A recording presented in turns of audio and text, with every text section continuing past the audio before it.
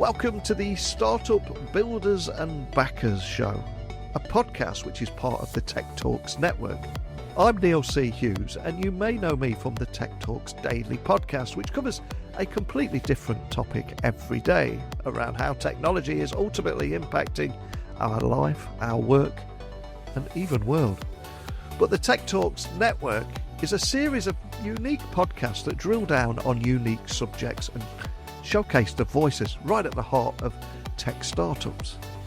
And in this series, I want to shine a spotlight on the energetic world of startups, where bold entrepreneurs and visionary investors come together and create the world-beating solutions of tomorrow.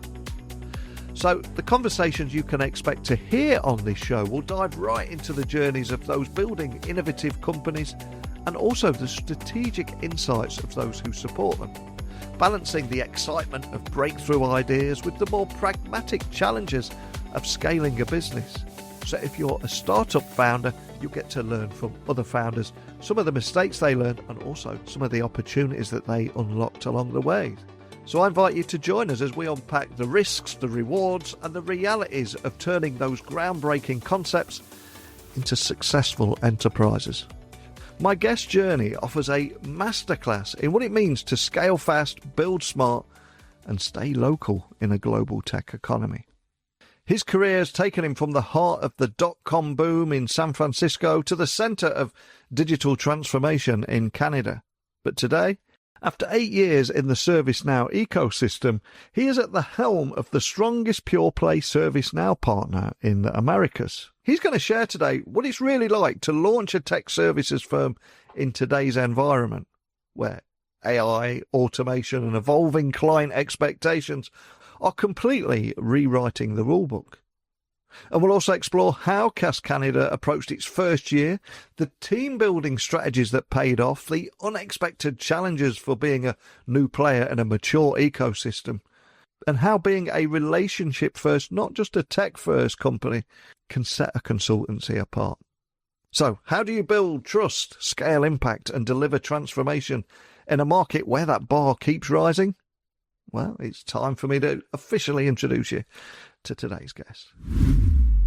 So thank you for joining me on the podcast today. Can you tell everyone listening a little about who you are and what you do?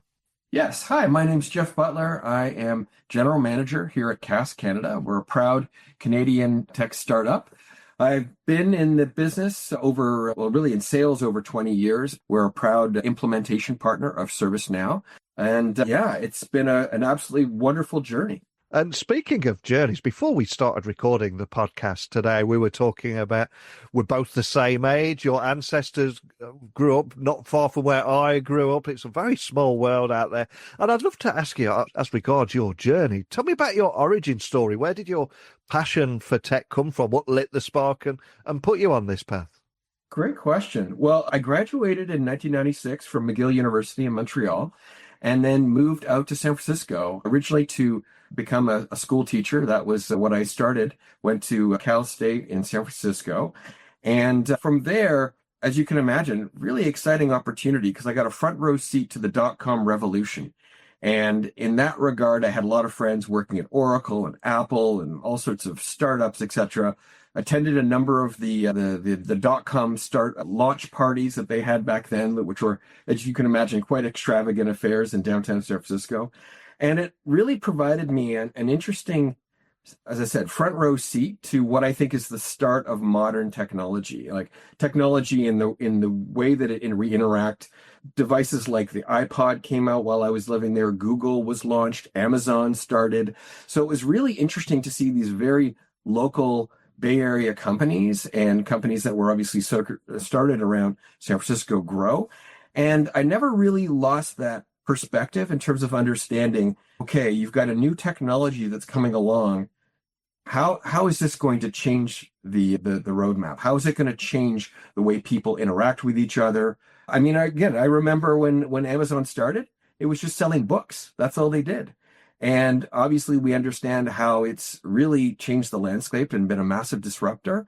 And so when I see other technologies like AI coming along, I'm very curious to see how that will all play out. But I think the truth is right now, you can be all the punditry you want, But the truth is, none of us really know how it's all going to play out until it actually happens. What a great story and an amazing journey that you've been on there. And fast forward to present day, we're now talking about Cask Canada, the strongest pure play ServiceNow partner in the Americas. Tell me about that journey over the past years. What were your first steps in building this standout presence in the ServiceNow ecosystem from the ground up? Because it's a fantastic story, what you've achieved here. It is considered a crowded market in some areas, but to create something like this and stand out from the crowd in the way that you are, tell me about that journey. I was approached in late 2023 because I have a lot of relationships. I've been a part of this ServiceNow ecosystem since 2017 and had worked at some other organizations, KPMG for a while. I was at Kyndryl as well. So I'd been known in the marketplace, and the folks from Cask were looking to build an organization here in Canada, and we're looking for a general manager. So I was put in touch with them and really started the conversations. In fact, it's a funny story that when I was first approached for this, I actually thought I was interviewing for a sales rep job. And then in about the 2 or 3 minutes after the interview started, he started talking about, well, as general manager, and I just didn't even correct him. I just said, oh, okay. And so it kind of went from there. But really, so that was where it started. And what was been really exciting for me is just turned 50 a year or two ago. And at this point in my career, it was such an amazing opportunity that I had, in which all of a sudden it was almost like a culmination of all the experiences, having worked again at places like IBM, KPMG, Kyndryl, etc., built all these experiences, built all these relationships along the way. And what's been fun for me is I've really been able to build a really fantastic team. It's all started, and it really begins and ends, I would say, a lot with the delivery team that I have. I honestly believe we have the best team here in Canada in the ServiceNow ecosystem.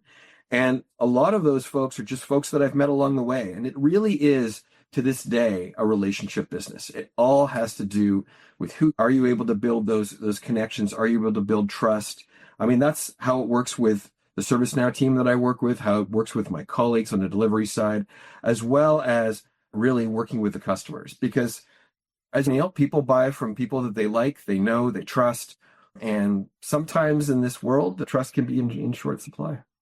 It really can. It certainly feels that way now. And one of the things that stands out about you is your authenticity and an incredibly humble guy. And you're probably far too modest to even mention this, but you led Cask Canada from a startup to a dominant force in the ServiceNow ecosystem, building a team from the ground up, winning major enterprise clients and navigating challenges all within a year. And obviously, me saying that out loud made it sound incredibly easy, but what were some of the most unexpected challenges or surprising wins that you encountered while launching a tech consultancy in Canada's current digital transformation climate? Incredibly exciting what you've done here, but tell me more about that. Well, really, it's been a great journey. I mean, it was interesting. I've really come, my colleague, my peer, Rubens, is the general manager of Cask in Brazil, and we work very, very closely together. One of the things he met when I went to San Diego for the meetings, which is where Cask is based globally, for their initial meetings, he sat me down and he said, patience is one of the most important things that you're going to have in your first year. Because it's true. You're very excited. You're kicking off something new. You don't know where it's going to go.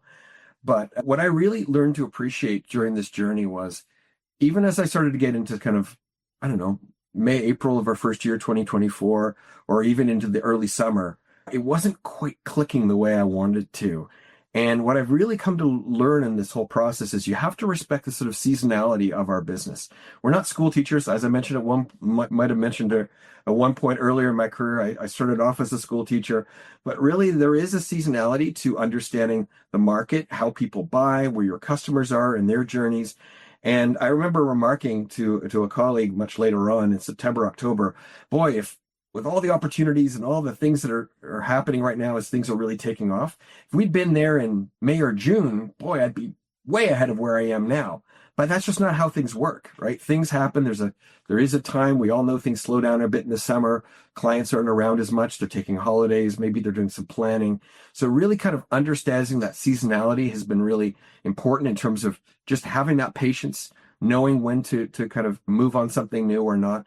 The other thing I'll mention, and as you did mention before, are similar backgrounds.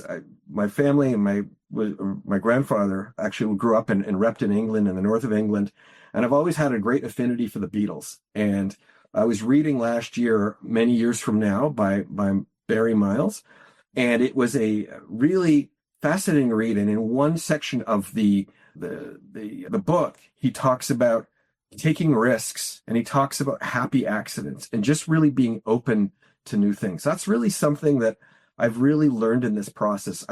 There's a lot of salespeople out there who I think they have some kind of magical intuition to think they know this customer or this opportunity or reaching out to this partner to work with is going to work out or not. What I've really learned in this whole process is you really never know what's going to happen. Say yes as much as you can, because there's all sorts of, to prejudge and think, oh, I know how this is going to work out or not.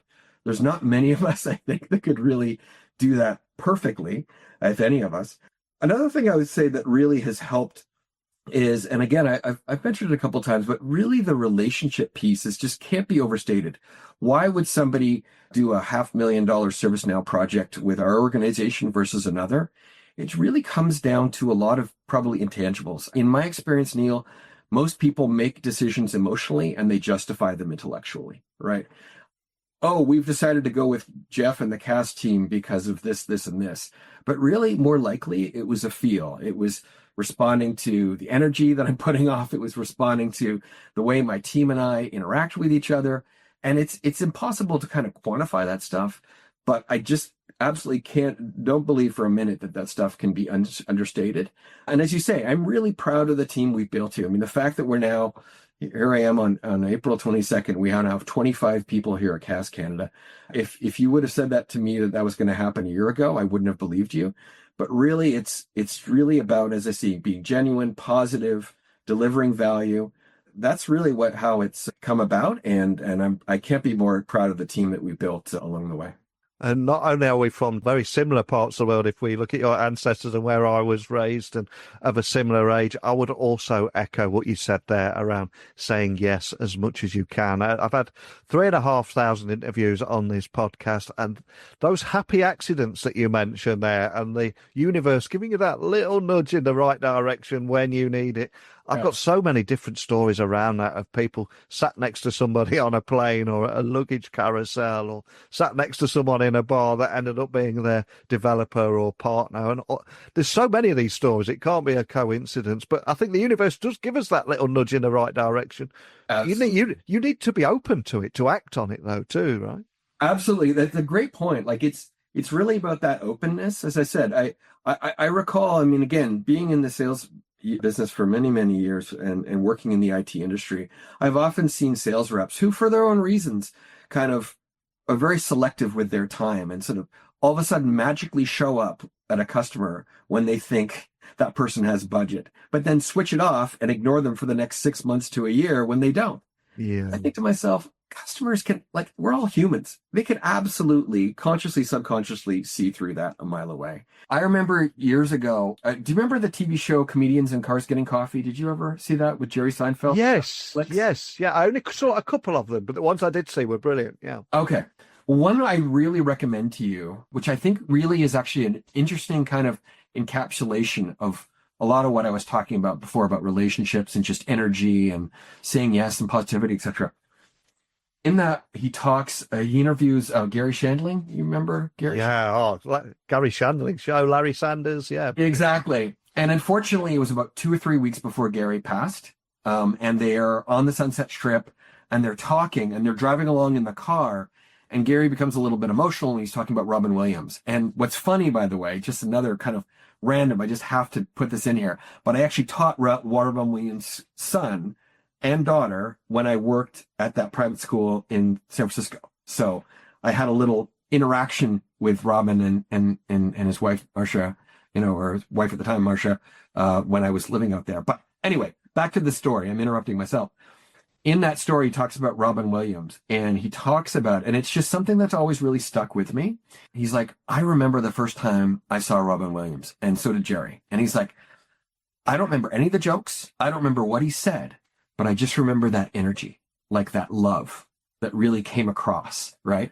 And I think that is really, I hope, and I think with you as well, like when somebody's doing what they're passionate about, what they're born to do, it really comes a lot across, right? It's really natural, and people just want to be a part of that.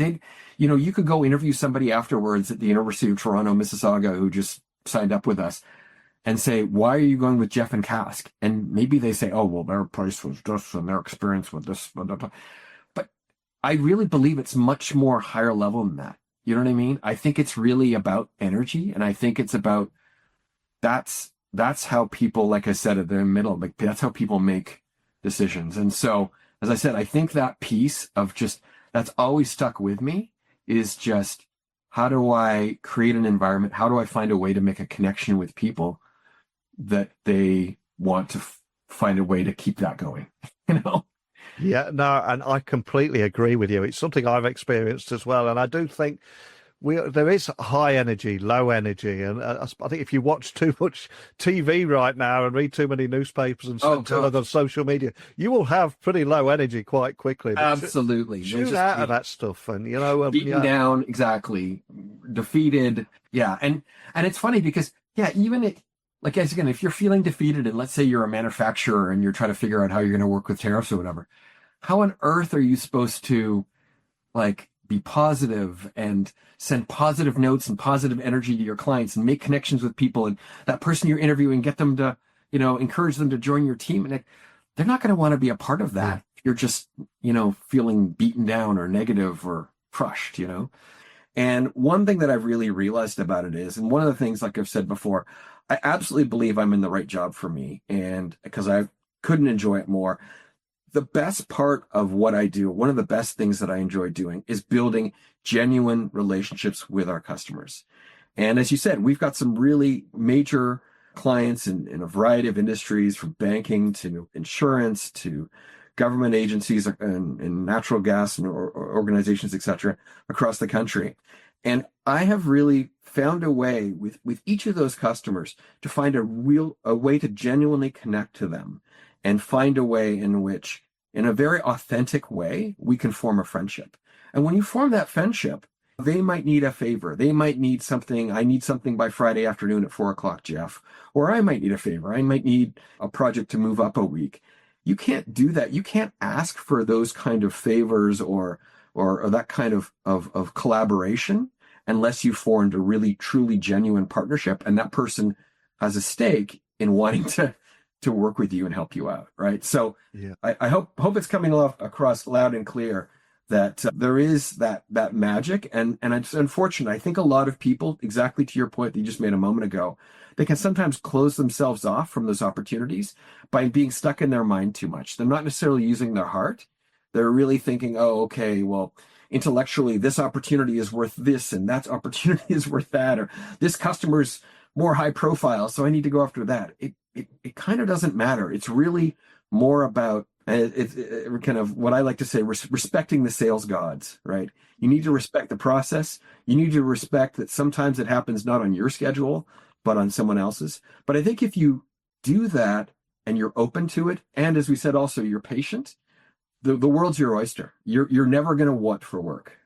Yeah, 100% with you, especially on say yes as much as you can. And ServiceNow plays a central role in so many different digital transformation projects around the world. As this is a tech podcast, I'm going to have to ask an AI question. So how are you seeing AI and automation reshaping the way that organizations are thinking about platform strategy? Because we all see the hype in our news feeds, but we're now entering 3 years in. Things are getting very real. We're seeing maturity.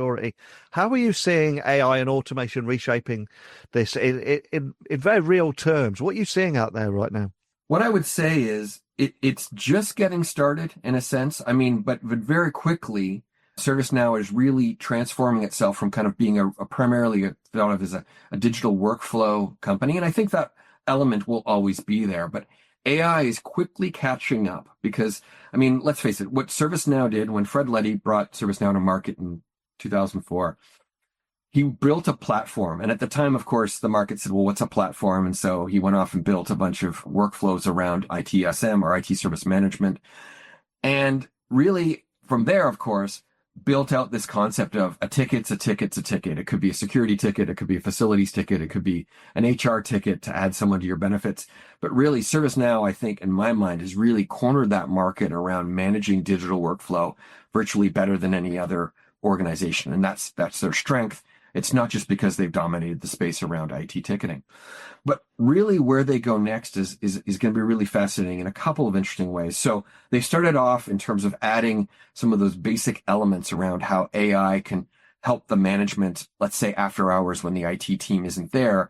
I need instructions on to how to connect my iPad to the corporate network or how to back up a device or things like that. So, but starting off with providing an enhanced experience around virtual agent. So making that virtual agent from being just a couple of managed conversations that would be a few years ago with Gen AI involved, obviously that agent experience, that virtual agent experience has become enhanced, but still in many cases, depending on where you go, eventually you're going to get handed off to an agent to kind of drive that conversation. Now, it's very exciting to see what ServiceNow is doing around the agentic AI experience, where it's really creating these bots or these virtual agents that are within the ServiceNow platform that are, again, further enhancing what the ServiceNow system can do without any involvement of humans. So that's one area of the business that's very interesting.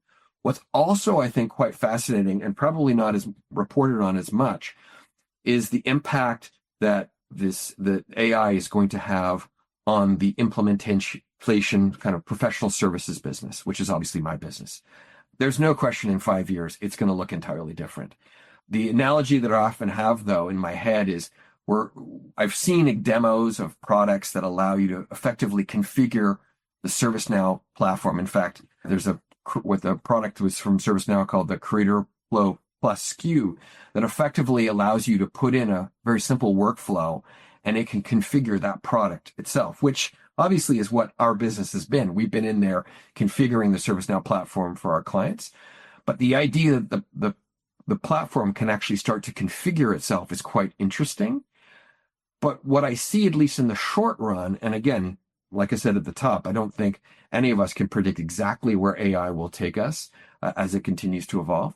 But what I see in the short run is it's still a world kind of like, for instance, when I might use Google Translate for a translation. You still want a native French speaker to review what you put through the document to make sure that it's actually holding on to the sense of what you're trying to do, that it's not including any translation errors. I think we're still in that world where there's quite a bit of human involvement or engagement around the configuration side. But as I said before, I am quite interested to see the way this develops, and certainly the implementation partners that are able to capitalize on that automation first are going to be the ones that are going to dominate the market. 100% with you. And I think it is easy very often to get distracted by the latest shiny technology and often forget that it's people and the culture in an enterprise that brings that technology to life, delivers the value, delivers the ROI on those expensive tech projects. And when I look at your career here, building an elite consulting team is no small task, man. So especially in this highly competitive talent market that we see out there. So what lessons did you learn about attracting and retaining the right people to deliver the success that you've enjoyed?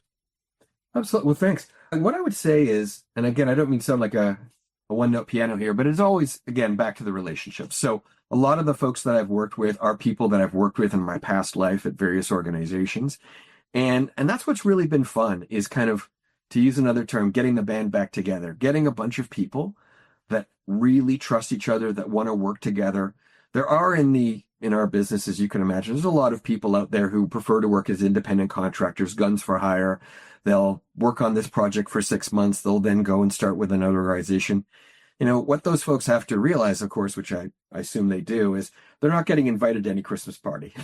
There's no summer barbecue that they're going to be a part of. And if they are, and I think that's really been an important part of our success, is creating people who see my vision, see the passion of me and the organization. Madan Rajas, my delivery director, does a fantastic job of kind of helping to vet a lot of the people that we talk to. But we have a vision that we talk to people during that recruiting process. And if they're not sold on the vision, if they're thinking, I want to get top dollar for my time, absolutely no issue with that. I respect the fact that they value what they do and they want to get paid fairly for it.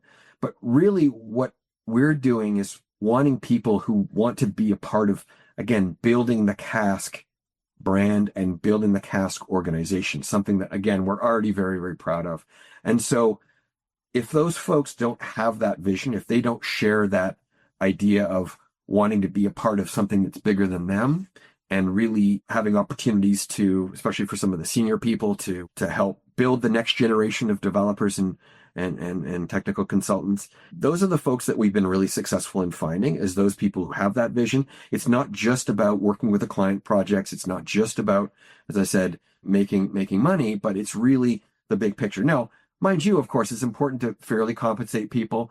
What I've also been doing an awful lot of, as I can, and it of course gets a little harder as we continue to grow the team, is finding opportunities to check in with people as much as possible. So even as general manager, taking time out of my day, my week, to really check in with people. At some point, and it hasn't happened yet, knock on wood, somebody's going to choose to leave the organization, maybe go to another company that they're excited to be a part of. But really, if I can foster that feeling of a family, a culture, an organization, that to me goes an awful long way, because I think a lot of people, most of us, there's a lot more that we are focused on in life than just dollars and cents, so to speak. Yeah, and I think that those people, that culture that you've built there has played a massive role in Cask receiving significant recognition as a ServiceNow partner. But for people listening, maybe hearing about Cask for the first time, what is it you think that sets your approach apart in such a crowded field of consultancies and integrators from all over the world? What is it that makes you guys different? Great question. I'd say one of the things that, I mean, certainly we have built a reputation in the marketplace already of kind of fixing what we call in the business $5 haircuts, right? If somebody comes along, let's say they were very impressed and got a low price on that initial implementation. Listen, let's face the facts. In our world, implementing the technology is the easy part, right? Going from tool A to tool B is not a problem. But if you're going to make that change and expect a different result, expect all that business value that the vendor has promised, you're probably going to have to significantly change the way you work. So as an example, project a while ago, it was an HR project we were working on, and a client asked, can we have the Ask HR email address that we have today? Can we just have that create tickets on its own? And of course the answer was yes, but I said, but if we do that, I don't think you're going to see the kind of transformation. Like having your ticket in one platform versus another isn't going to drastically change. What we're looking for here is encouraging people to use tools like self-service, virtual agents, search for the answers on their own and find them real time, versus the older model of I'm calling a help desk and expecting somebody to come along and fix it for you. So what I would say is that culture, and I think that's something that really was impressed upon me when I was originally approached by the Cask organization. Cask in California, when it actually started as more of a business process consulting organization. That's really where they got their start. And that's something that I think they've never really let go of. And certainly something that I was excited to bring to the Canadian marketplace is really that emphasis and focus on having someone look at and say, okay, right now, if your current process involves 3 approvals for all of your tickets, that's incredibly inefficient. What if we could set up a business rule that would enable some of those to be automated based on the dollar amount involved, et cetera, et cetera. So as I said, I really think that bringing the element, bringing that trust, bringing that ability to help those clients see the outcomes, that's the critical element. It's not about implementing technology. It's about seeing the outcomes. That is why people take on these projects. It's not about a new interface.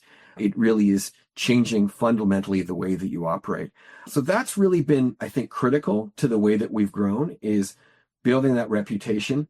One of the things I'll also call out is of our, let's say, 11 clients that we've acquired in our first year, 10 of those were existing ServiceNow customers.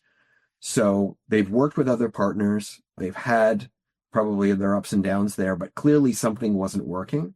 And what's been great about that process in terms of working with each one of them is you don't have to convince them that not all architects or developers are created equal. They realize this is not a commodity space, that if you have the best talent, if you have the best organization, if you have the best technical architects, etc., you're going to see far better outcomes than just going in for a low price. It's been really critical for us. And one thing that Cask does a little bit differently than a lot of our competitors, we do use some nearshore resources from Brazil and Mexico, but we don't have any resources in Philippines, India, and other places. We certainly appreciate and understand nobody's budget is unlimited, and we try to do the best, of course, that we can. But really, this is about what's the value, what's the best value that we can provide in terms of those resources. So all of those resources are virtually on the same time zones because they're all located in the Americas. So they're all local to here, and language, communication skills. Everyone we put in front of a customer has excellent communication skills. So though we all understand no one has an unlimited budget, they want things to go as far as possible.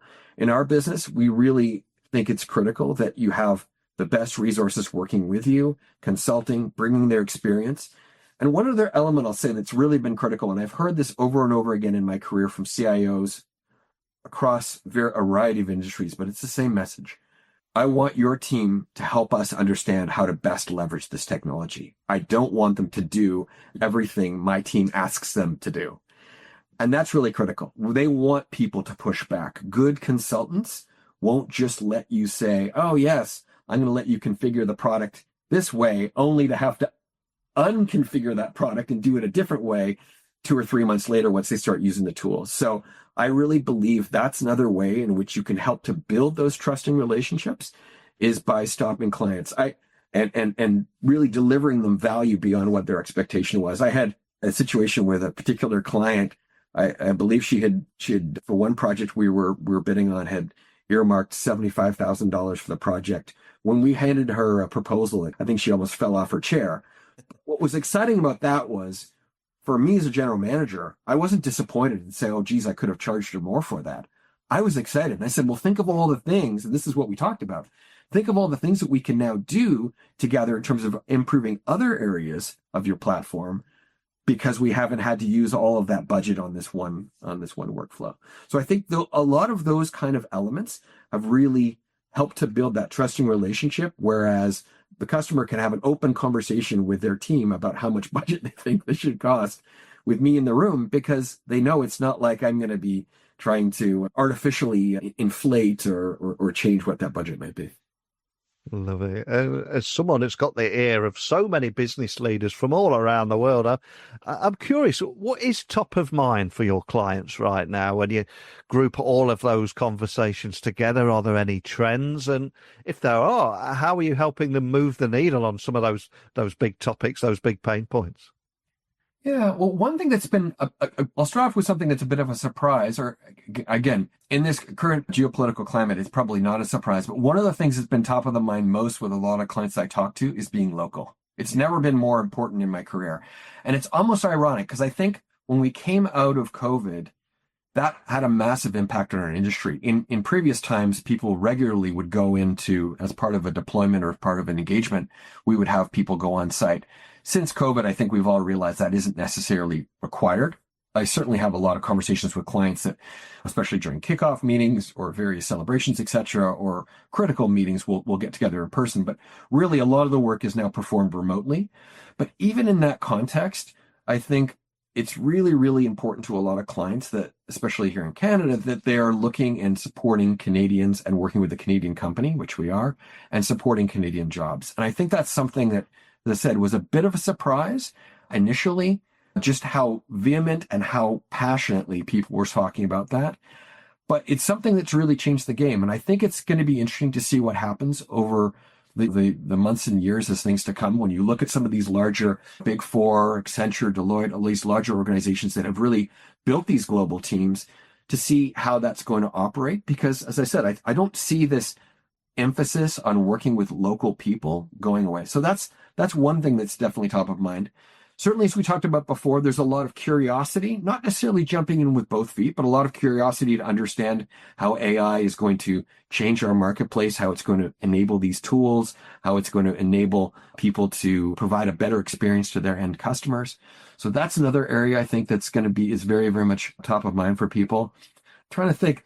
Other areas where I've seen a lot of changes is really, well, I guess the other element that's really, again, particularly in the ServiceNow world, that's really been very much top of mind for people is integrations. I think there was a time years ago, and again, Neil, I'm sure in the industry you've been here, years ago, people would say, oh yeah, we're a Microsoft shop, or we're a Oracle shop, or an IBM shop. That doesn't really exist much anymore. But with a lot of organizations I've seen from a technology perspective, companies like Microsoft, Salesforce, ServiceNow certainly comes to mind as well. Everyone, I think, is really trying to become that connector, that piece that sits in the middle, that digital workflow layer that people are interacting with, that's connecting up SAP SuccessFactors or Workday or whatever. But people really they don't love swivel chair, of course. They want all of these pieces to work together. And so that is something that we're seeing a lot of the projects that we've engaged on the last 6 months have been working with clients to help them build out those connectivity pieces to make sure that everything is kind of playing together. Because the idea of, again, having to download or upload flat files and update things, etc. Or if I make a change here, how do I make sure it gets changed everywhere else? Like, those are elements I think that are really, really critical to help people kind of manage their technology versus the technology, them having to manage the way the technology wants to work, if that makes sense. And I think another thing that many enterprises are struggling with is spinning so many different plates and trying to find the right balance between innovation, shiny new technology, and business as usual tasks, keeping the lights on, firefighting, and all that stuff. So how do you strike the right balance between speed, scale, and sustainability when guiding organizations through complex digital transformations? It must be something you see a lot, and I appreciate it's probably a question we could spend an entire podcast on, but anything you can share around that? Absolutely, for sure. No, it's a great question because, as you say, people are looking to leverage, even in the Canadian market, and I find, Canadian customers a little bit, I don't know if this is also the case in the UK, they can be a little bit more conservative. They kind of want to let others fail fast, so to speak, and kind of learn the lessons along the way. I think that's been one of the keys actually to the success of Cask in Canada, has been the fact that we're part of a global organization, that we have experience with our teams in Brazil and Mexico and in the US as well. So we really bring a lot of that experience to market. They really want to understand, where else have you done this? Where else have you delivered this particular solution? And that's really been great for us because we are able to find that global expert on any number of solutions that ServiceNow has. And as you know, they have their hands in a lot of different areas, so to speak, and from HR to, they've just, as you might be aware now, the ServiceNow has a CRM solution. So it's really grown in a lot of different areas. So being able to bring experience and have them talk to our clients in other areas has been really helpful in terms of helping them understand where they are and how they can get value from that. So having a good roster of clients that you call on to be able to help put people's minds at ease is helpful. What we're also seeing a lot of, and more so now than any other time in my career, is proofs of concept. And it just makes absolute sense in this situation. Diving in with both feet can feel exciting, but really testing out and making sure that all of these complex integrations that you're wanting to make happen, et cetera, starting with something very small that, if it were not to work out, wouldn't have a massive impact on the rest of your business. I'm seeing more of that now than I have in the past, just because, as you said, a lot of these tools now, things that ServiceNow is doing, are very mission critical to people's business. They're effectively running their businesses on it. So they can't afford to take the risk that something that they might try might not work out. So really, those are some of the areas where I'm really seeing a lot of emphasis, is testing things as much as possible, talking to others who have taken the steps, who might be a few steps ahead of them. Those are some of the areas, because it is finding that balance. I want to leverage, I want that competitive advantage of having the latest and greatest technology, but I can't have it something that's going to hold me back or set me back in my overall plan. And another big question we've got to look at, if we look, 12 months ahead with one eye on 2026 already, Mhm. especially for yourselves at Cask Canada, what's on your radar in terms of opportunities, risks, shifts in the ServiceNow landscape? You must be monitoring this world so closely, and all these different trends and reports that are surfacing on a almost daily basis. What's next for you? What are you looking at? What's your focus? Absolutely. Well, yeah, as I mentioned a little bit earlier, I'm really curious to understand the impact of this AI, these configuration tools that are coming along to help clients and obviously implementation partners like us to configure the ServiceNow product. I'm really, as I said, we have a number of folks within our organization right now that are looking at how those tools are going to change the way we operate. I mean, the reality is that these massive, you think about these massive 15, 18, $20 million SAP for HANA projects for organizations. They're just like us. We're all going to be massively impacted in the way that implementation services are delivered. So that's something that is definitely something that we're doing a lot of internal research and trying to understand the best we can in terms of, again, how do we use this to deliver more effectively in a more cost-effective way with less errors, less challenges, etc. along the way, less rework. So that's something that I'm very interested to see as we go towards 2026, how that's going to impact our market.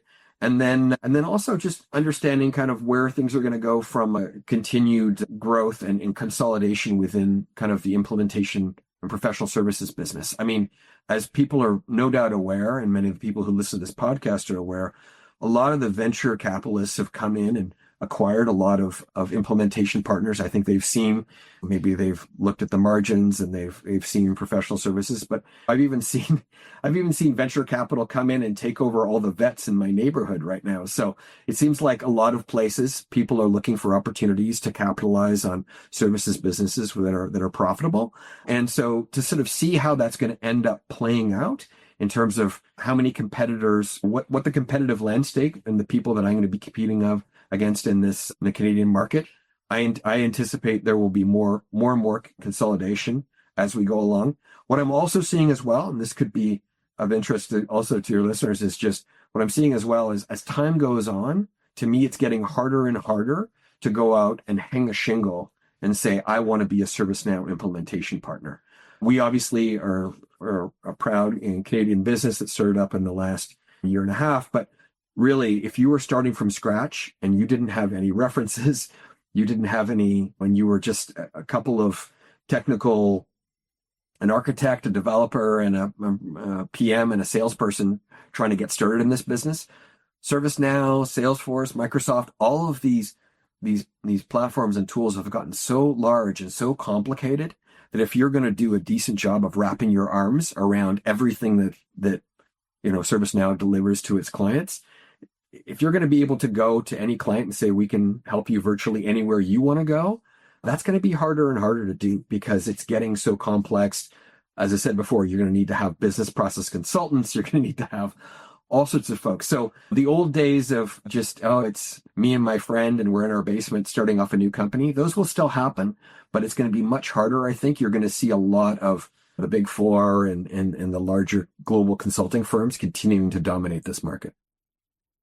I think that's a beautiful moment to finish on. So thank you so much for sharing your story and also offering a unique perspective on what it takes to rapidly scale a high growth tech services firm in Canada. And before I let you go, though, it's time to have a bit of fun. Earlier in our conversation, you mentioned both a book and a band with the Beatles there. So we have a Spotify playlist where I ask my guests to leave a song, and we also have a Amazon wish list where my guests can leave a book. All I'm going to ask you is, what is that final gift that you'd like to leave everyone listening, and why? Well, it's been a big year. I'm actually hear my voice now. I'm getting a little emotional. It's been a big and exciting year. And there's a lot of points where it's obviously been very exciting, but it also at times has been nerve-wracking. That's certainly something that I've learned along the way is anxiety and excitement are kind of two sides of the same coin sometimes. But what I'd like to leave your listeners with is my favorite song of all time, which is Here Comes the Sun by the Beatles. And as you can imagine, there were more than a few times along the way where that song kind of helped me get out of some more challenging moments in my year. So I hope that brings a little sunshine, so to speak, to everybody else and helps to motivate them as they go forward. What a great song. I absolutely love that. Timeless classic. I'll be adding that straight to our Amazon wish list. It deserves to be there for so many different reasons. I'm a big music guy myself, so that is a perfect choice. And for anyone listening wanting to dive a little bit deeper into anything that we talked about today, we did cover a lot in about 30, 40 minutes. So where would you like them to check out more information or even contact you or your team? Where would you like to point them? Oh, the best place to reach out to me is typically via LinkedIn. On there all the time, a very important part of our day. We also have our website, which is caskinc.com, and be happy to engage with any number of people who are interested in learning a little bit more about our organization or how we can potentially work together.